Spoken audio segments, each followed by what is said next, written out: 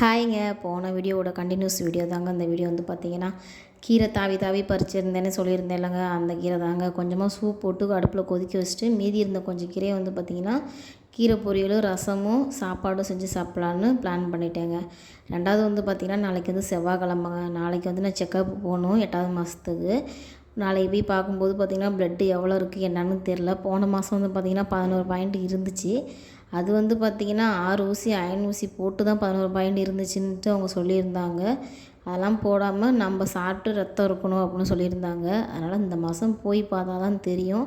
நானும் பார்த்திங்கன்னா கீரை, தண்ணி கீரை, இந்த மாதிரி முருங்கைக்கீரை, அயன் சிரப்பு கொடுத்துருந்தாங்க. அது மாத்திரை எல்லாமே கண்டினியூஸாக எடுத்துகிட்டு தான் இருக்கேன். நாளைக்கு போய் பார்த்தா தான் தெரியும். ரொம்பவே பயமாக இருக்குது நாளைக்கு போய் ப்ளட் எடுக்கிறதுன்னு நினச்சாலே எனக்கு. சரின்னு சொல்லிட்டு அப்புறம் வந்து பார்த்திங்கன்னா, கீரையை வந்து சுண்டிட்டு சாப்பாடும் வந்து பார்த்திங்கன்னா வெந்துருச்சு. கொஞ்சமாக வந்து பார்த்திங்கன்னா வடித்த கஞ்சி இருந்துச்சு, அதுதான் குடித்தேன். எனக்கு வந்து இது மாதிரி குடித்தா பிடிக்கும். ரசமும் வந்து பார்த்திங்கன்னா தாளித்து விட்டேன். இன்னொரு வீடியோ ஒன்று வரும், கண்டிப்பாக பாருங்கள். பாய்.